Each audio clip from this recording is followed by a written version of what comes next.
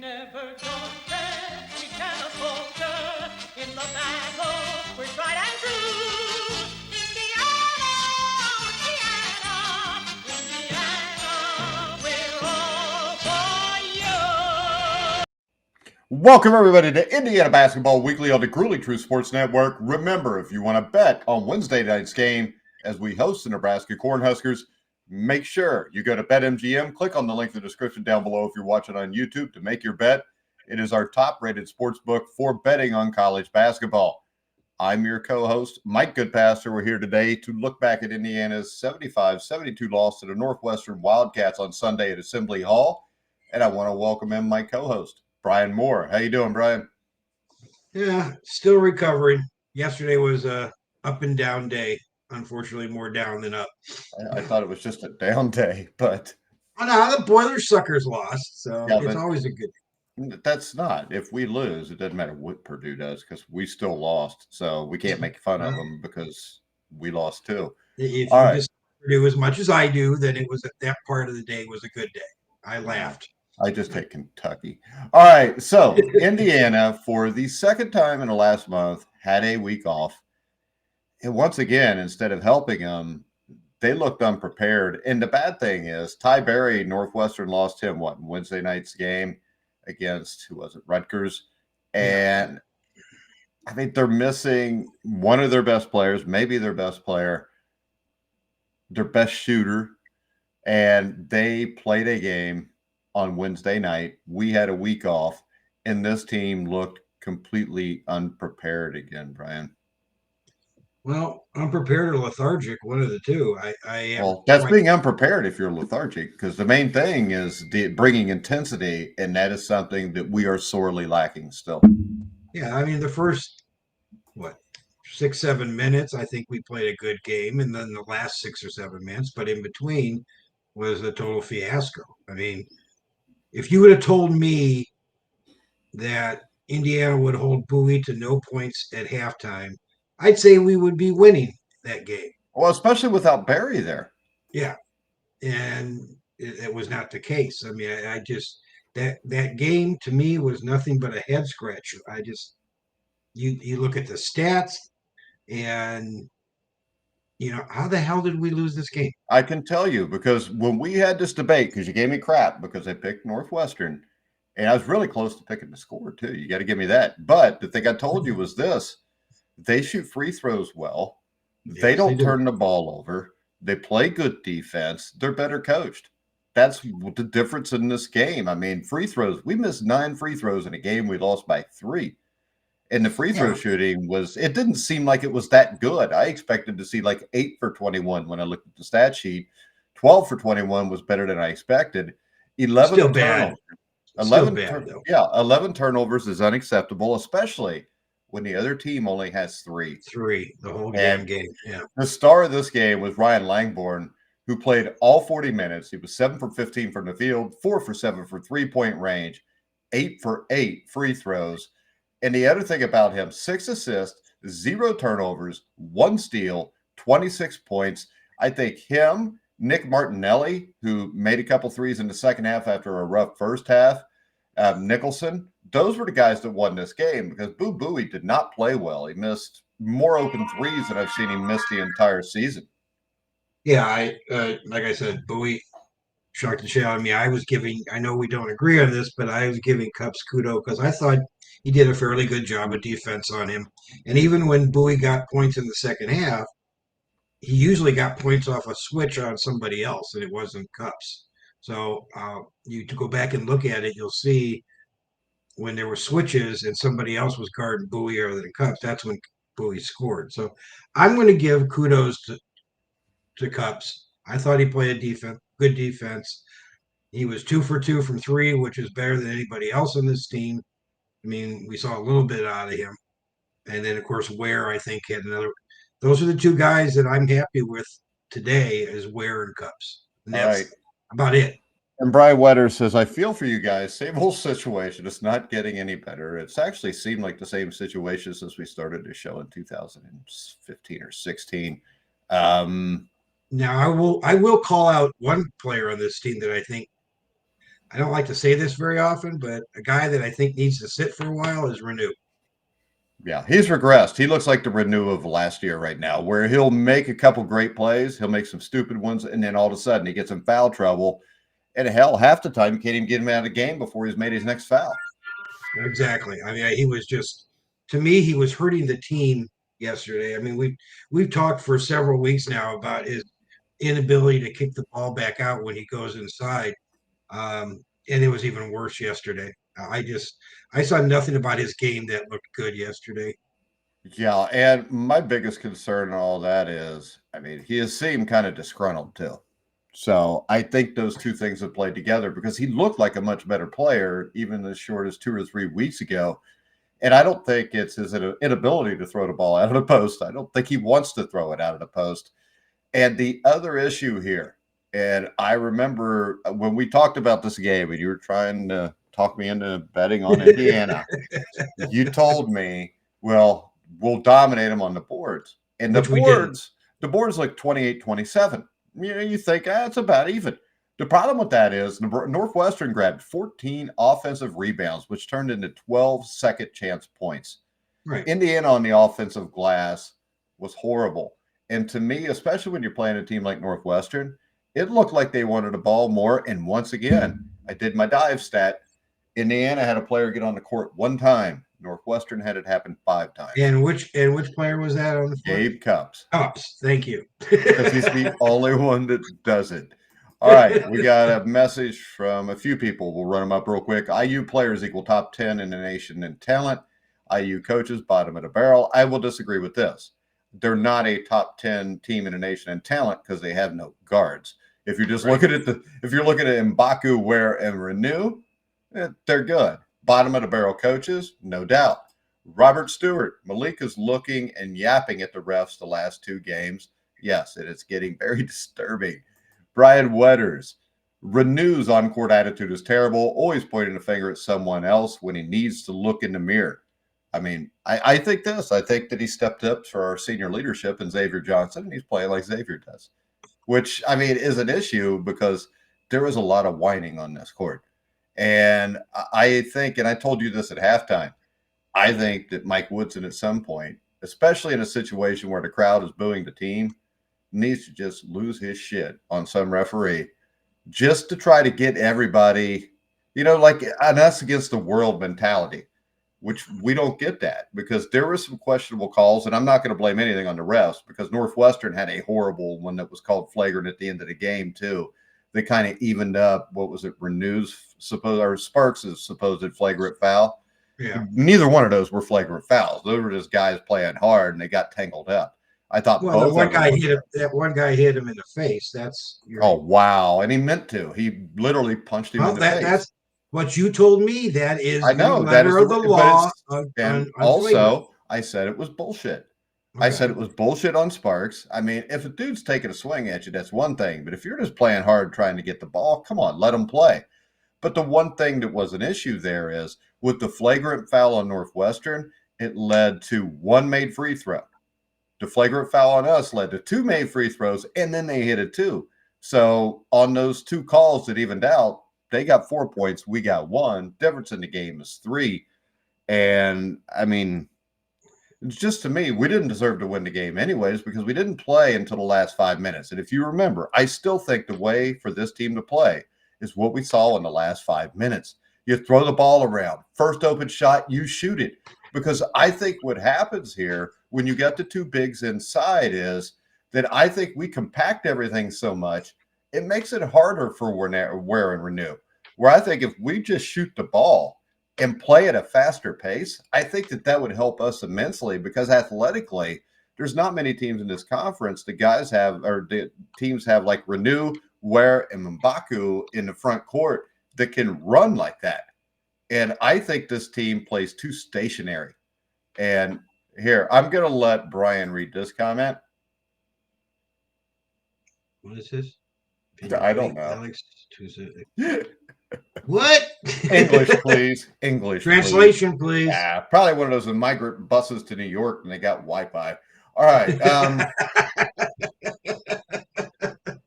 Well, look, I kind of like the smaller, but tell me who the four players are going to be on the court.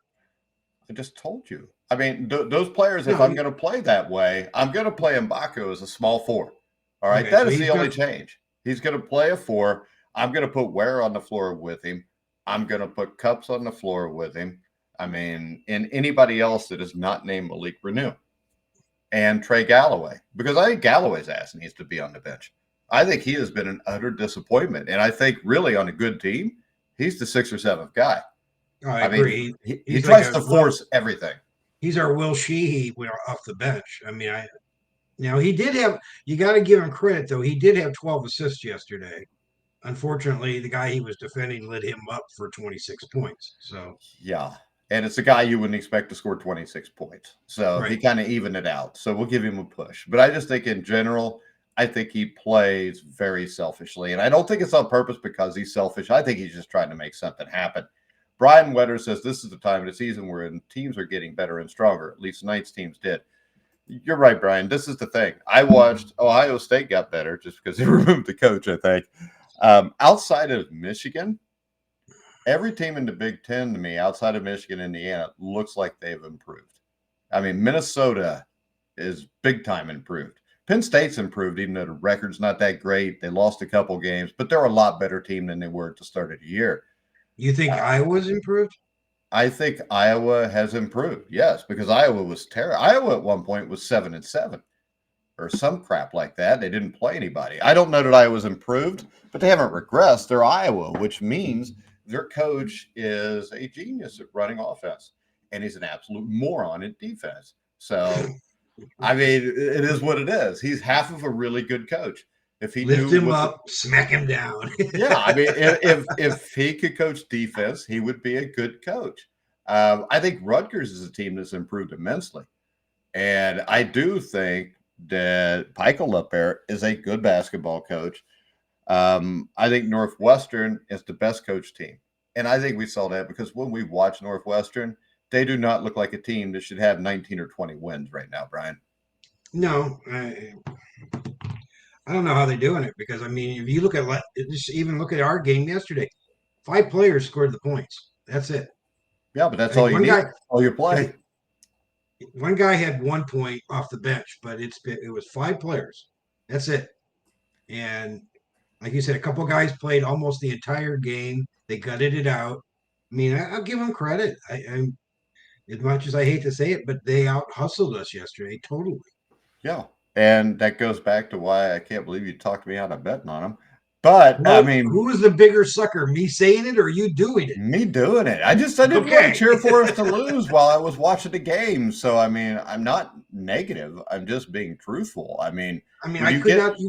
You could not get me to believe that Northwestern's front line was going to out rebound on get. I mean, what there was like 11 rebound difference between their offensive rebounds and our offensive rebounds. I would never have guessed that. well, I and the really thing wouldn't is, have. all their rebounds came from basically two players. Matthew Nicholson, 13 or 14 points, 16 rebounds. Nick Martinelli, 13 points, 13 rebounds. They Yeah. both had huge afternoons on the boards. And it's what I told you when you started bringing up the rebounding thing before I talked myself out of it. Rebounds are usually the team that wants it the most. And really, during this Big Ten season, it's not like we've out rebounded a bunch of teams either. No, but I think we were pretty even when it came to total rebounds. It was just we sucked on the offensive boards. Yeah, which is the most important part is Right. where you give up the points. Hold on. We got somebody new who made a comment. We've got Brent Thacker. At this point, I will take Greenback. At least there was some passion there and some structure. I'd really need to wear my glasses when I do this. Woodson is like a deer in headlights. I just don't see him as a motivator. Our one offensive play is easily telegraphed.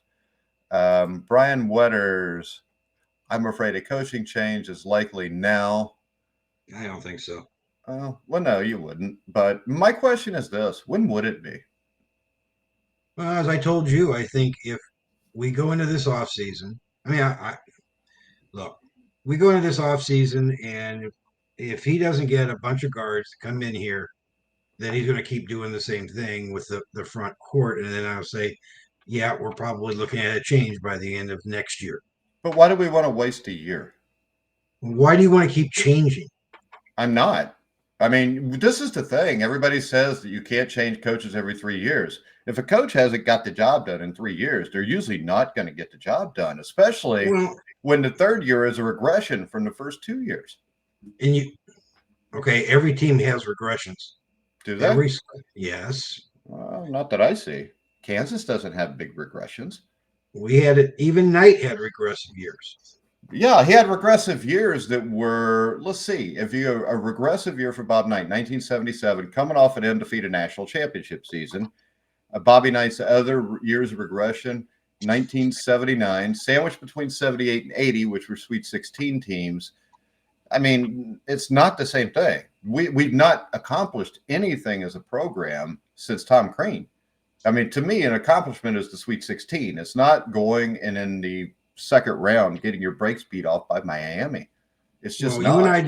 you and I discussed some other issues with this university, and I still think that plays a lot into it.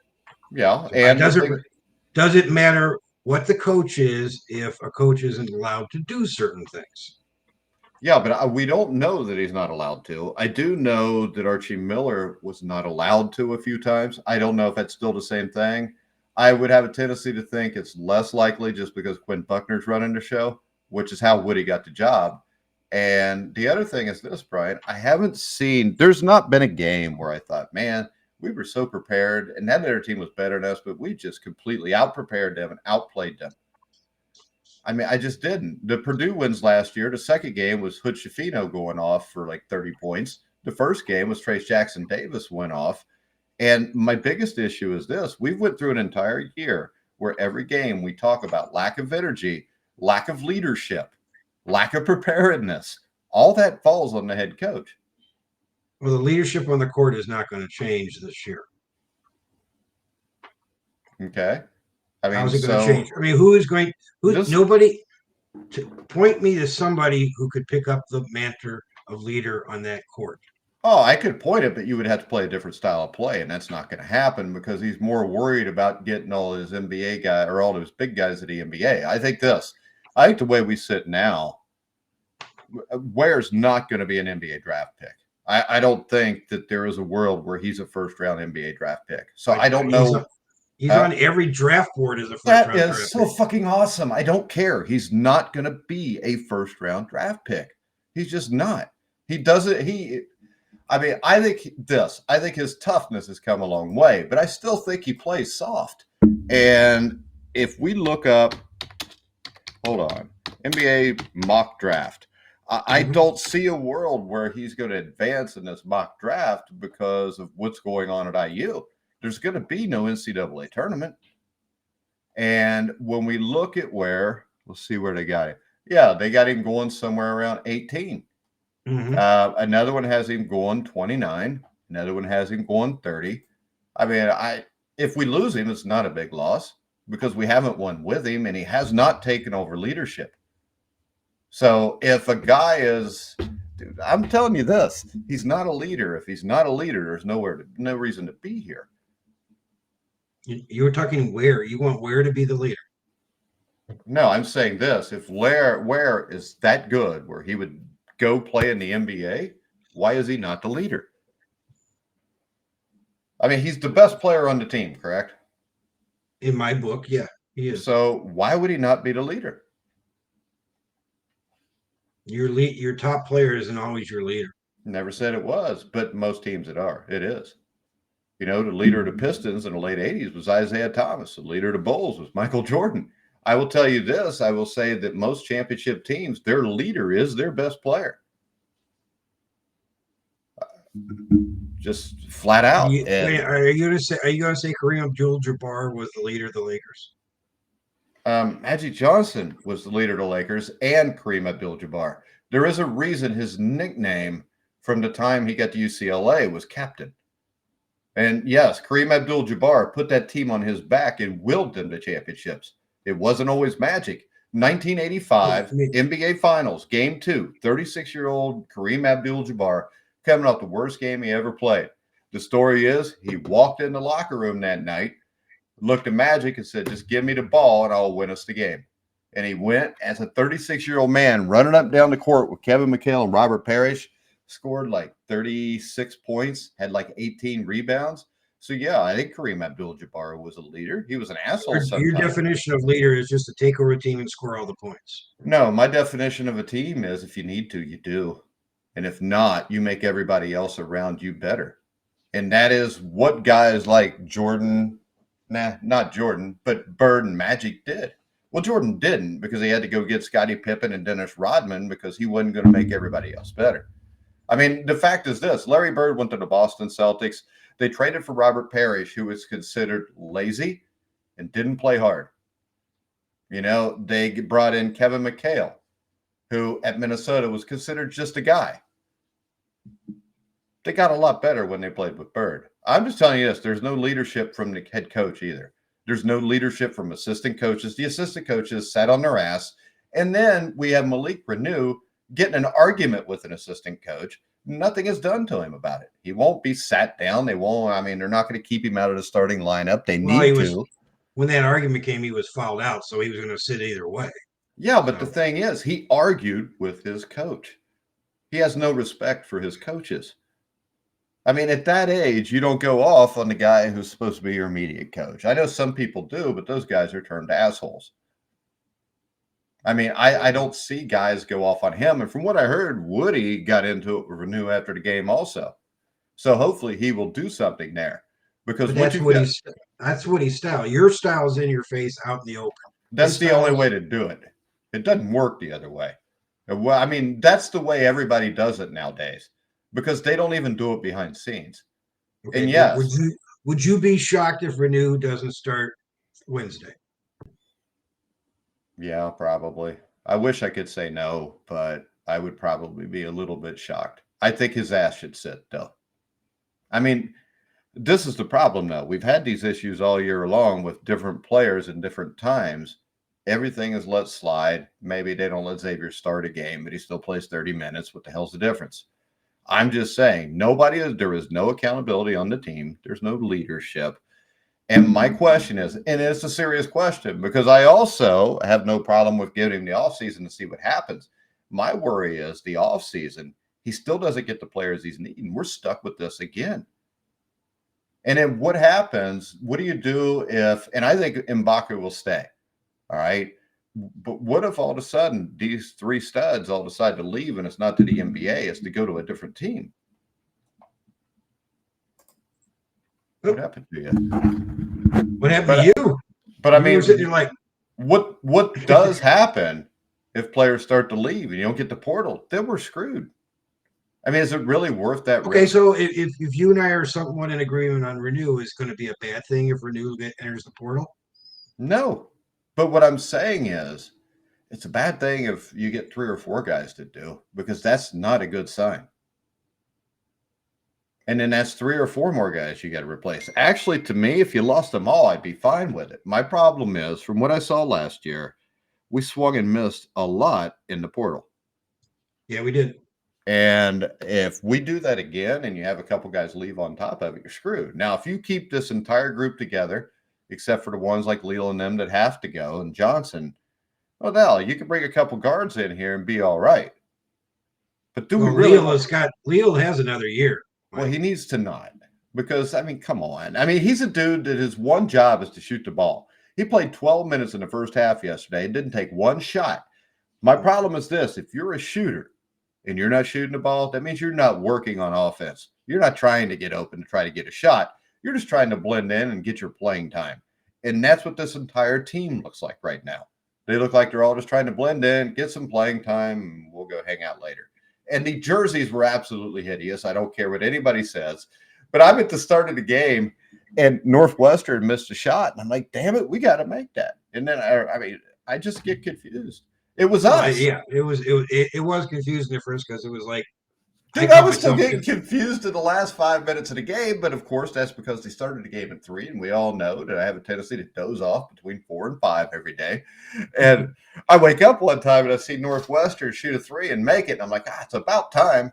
And then I realized Northwestern's in white playing at Indiana, and it was horrible. And they looked like AAU jerseys or practice jerseys you would wear in high school. It was absolutely a disgrace. The coaches looked like absolute idiots in what they were wearing with the Indiana on. I mean, it was absolutely stupid.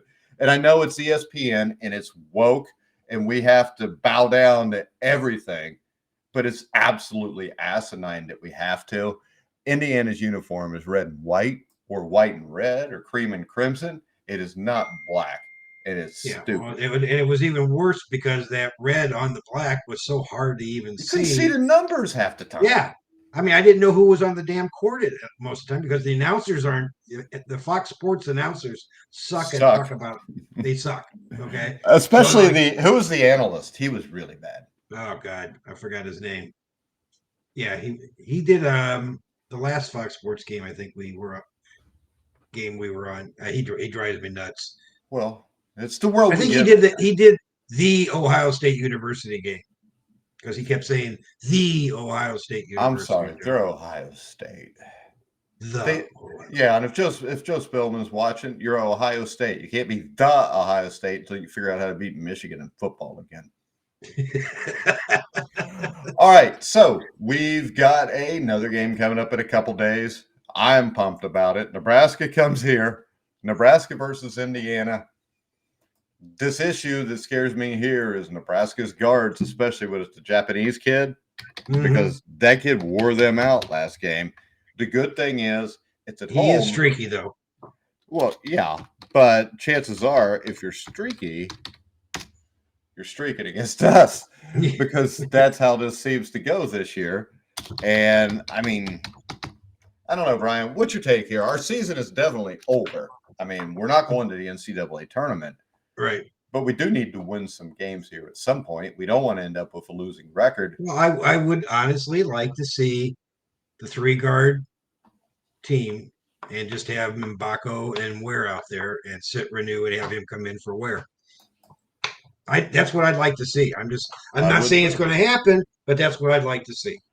But my only other problem is who's the other guard that you have out there? You mean you're going to have Cups, you're going to have Galloway. We still don't have X. I would roll with CJ Gunn. I want to see if he can play before next year. I know. I mean, none of them did really that were guards. I mean, Gabe Cups played a little bit of defense. Galloway had some assists, but overall, there wasn't a whole lot done by any guards here to say, well, he should play. Cups played 32 minutes. Galloway played all 40. CJ Gunn played 9 minutes. And he was 2 for 2 from the free throw line, which makes him better than all of our other guards right there off the bat. Yeah, but Cups was 2 for 2 from the 3-point line, which nobody else is doing. But Cups didn't even get to the free throw line. No, I'm good with Cups being in. I'm good with Cups and Gunn. I don't need to see any more Galloway or Renew right now because I really think to have this team where it needs to be next year, you got to find out what you got right now. Okay, and what do we got? What do we got then? Okay, all right. So you got Cups and Gunn. So who's your third? Who's your third? Who's my third? Oh, Leal? No. What's your language? I would go. If I'm trying to shake things up, I'm gonna go Anthony Walker. And Walker hasn't been doing crap either. I mean, he was. Wait a second. You know what? We can't have 5 starters if we're only going to go with guys that have done something lately. Am I wrong? I mean, Mbako played really well in the second half yesterday. Ware played really well in the game. Cups played a little bit of defense. Am I missing anything? Because the way I look at it, does it really matter? Galloway. I mean, if you base it off of yesterday's game, Galloway had 12 assists. Wow. And he also isn't that what you want a guard to do? He also, not if he's going to miss 5 shots and 2 free throws. Well, he's been doing that all year. I know. And that's the issue. Either that or I would play Galloway as the third guy. And I'd probably go Galloway instead of Walker, to tell you the truth. Yeah, I would.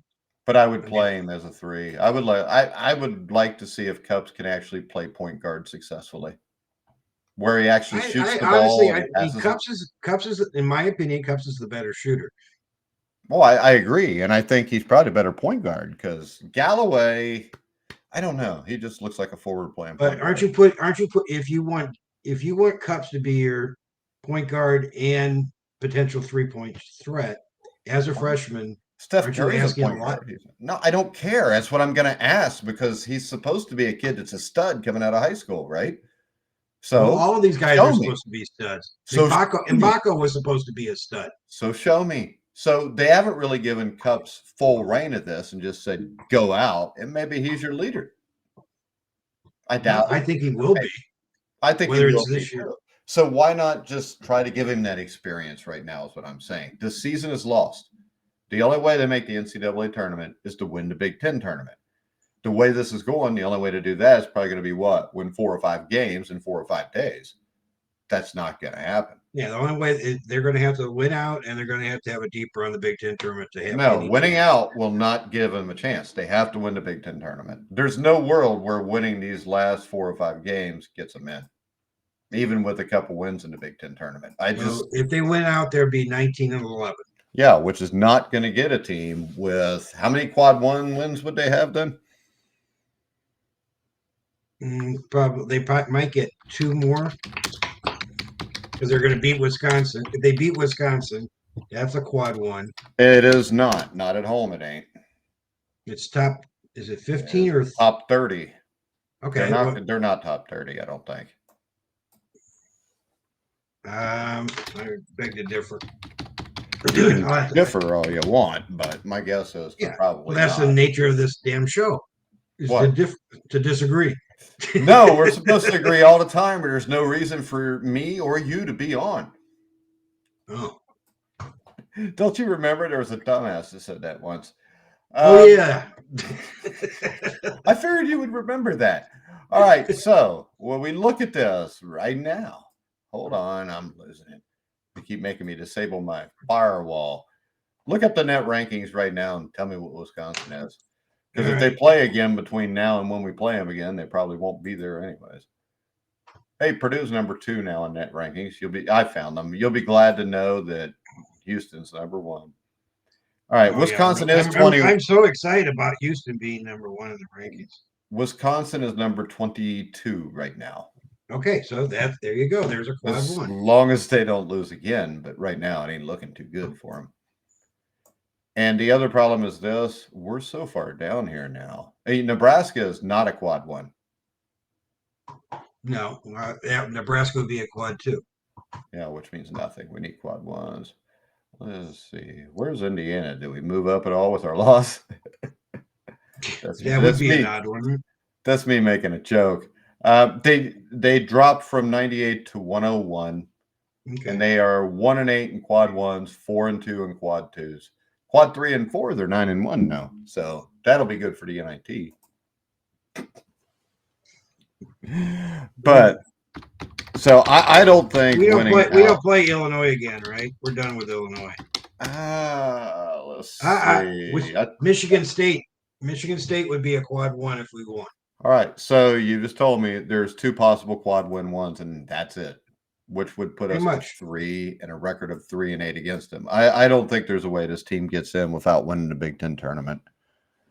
I mean, I think a deep run in the tournament. I don't know if winning it, but I say deep run. But they're not capable of that. I mean, it's not to be an asshole, but when is the last time we saw them play one 40-minute game, much less 4 or 5? They haven't. They have not. They've come close a couple of times, but they have not played a 40-minute game. The only game I remember where they came close was the Kansas game. Right. And the problem there, it was 36 great minutes and then 4 horrid minutes at the end. But right now, if we're going to be honest, do you really think they're going to beat Nebraska here? I'd say it's right now. Look, if there is no change in the lineup, it's highly unlikely. Are they going to go to Penn State and win? No. Are they going to beat Wisconsin? Yes. I highly doubt that from what I saw against Iowa. Wisconsin can shoot the ball at least. Are they going to Maryland and winning? Yeah, that's iffy. We could use that game though. Are they going to Minnesota and winning? They could use both of those games because I think right now Minnesota has played their way onto the bubble. So actually, with it being a road game, they might be a top 50 or 75 team right now. So that could end up with there's your third. Yeah, but it won't matter because it's Minnesota. I think we may have better. I still think we could probably beat Minnesota. Maryland is just it's always a tough I game. think. Have you watched Minnesota lately in Maryland? No, Minnesota's actually pretty damn good right now. Michigan State, they just won back-to-back road games. It's more than most Big Ten teams have done. So I think if you honestly, do I honestly? No, I don't think so. I say no, what I they mean need to honestly, do. I don't know if we're going to win any more games. I think we will. Okay, which one? Wisconsin, Wisconsin and Michigan State. Michigan State. Mm-hmm. We'll have to put a bet on that one. Okay. Michigan State's playing pretty well You right need to now. get rid of that ugly hat anyway. So Don't call it ugly hat. it's You an you ugly sh- hat. you should know the story of the hat before you rip it, because there's some people in Cincinnati right now that think you're a complete asshole. But Well, coming from people in Cincinnati, that means a lot to me. well, it should, because you're from freaking Chicago. Northwest Indiana. Hello. Yeah, Chicago. Are you? Wait, so you're not a Bears or Cubs fan, right? Yes, and you know I am. Yes, I do know that. So you're from Chicago. Northwest Indiana people typically tie into Chicago. Yes. Yeah, because they're liberal morons, right? Yeah, right. All right. So give me your prediction: Indiana versus Nebraska. I say Nebraska by 8. You're being very positive right now. I'm going to say Indiana by 12. I'm just kidding. I will say, I think what we'll see is, I think we'll see what we always see. I think we'll play like 5 minutes in the first half, 5 minutes in the second half. We'll keep the game relatively close most of the way. But yeah, I mean, Nebraska's playing for a lot more than we are. And the other thing that stands out to me, they play a lot harder than we do. So really, how about this? The only change that is really needed is for the 5 guys on the floor to play hard for 40 minutes. And we don't get that. And I'm sorry. No, I'll add it. 5 guys playing hard as a team. Well, yeah, if you're playing hard, you're playing as a team. Because if you're not, you're just playing for yourself. But and this is my thing. And with Coach Woodson, I will say this. If I am paying him $4 million a year and I have watched 25 games where nobody plays hard, I would have a serious issue with that, because that does fall on him. You got to figure out a way to get guys to play hard. The best coaches, or guys that are great coaches, are guys like Chris Collins. The thing that stood out to me is when I watched Northwestern, especially in the second half when they were going to the side of their bench, is how into the game the Northwestern team was as a whole. Even the guys sitting on the end of the bench. Where you watch Indiana, you go down and you score, like 1 or 2 guys will jump up, everybody will clap. There's just no intensity there. And I don't want to watch another year of this. If you could show me intensity the rest of the year, I'd give him a shot at the portal. But the portal thing scares the hell out of me right now, because you screw that up and this team could really fall apart. Well, I don't think we talked about that with Alec last week. Is I don't think he didn't cast the net wide enough last year. He was focused on 2 or 3 players, didn't get them. Just like obviously he was focused on a couple of players this year in the recruiting class, and he's only gotten 1. And he lost out on a couple of guards that he wanted to get. So I hope the hell he starts casting the net real heavy on the guard side in the off season. I like That's seeing what I'm cast it looking heavy everywhere. Offer 50 guys and then pick out the 3 or 4 you want when they say they want to come. That's how most leagues do it. But all right, I'm gonna say that's how Crean do it. That's how Crean did it, and he that's how everybody does it. Hell, that's why Alabama sometimes you look at the roster and they'll have like 3 quarterbacks on the roster that were like 4 or 5 stars. Of course, 2 of them will transfer after a year or 2, but you got the one you wanted after then. I'll say Nebraska 88, Indiana 72. I hope I'm wrong, but I don't know. All right, we will be back Thursday, same time. Same Thursday at noon. Yeah, that should work. All right, we'll be back Thursday at noon to recap the Nebraska game and preview the weekend game. Ryan, you want to tell everybody where they can find you on Twitter and around the internet? Right now, people are telling me where to go, not where to find me. But well, we have the Got Woodson Facebook page now has a X page. So it's got/Woodson on X, or if you want to see me personally, it's BK Mohr on X. Give me your address too, just in case they want to see you personally. Yeah, no, thank you. All right, you can follow me at Grueling Truth on Twitter because it's Twitter to me, just like the Washington Redskins are still the Washington Redskins. I don't change things, which is why I don't like New Jerseys. Make sure you check us out Thursday at noon as we recap, hopefully us both being wrong, picking Nebraska. But until then, he's Brian Mohr. I'm Mike Goodpaster. You've been watching and listening to The Grueling Truth, where the legends speak.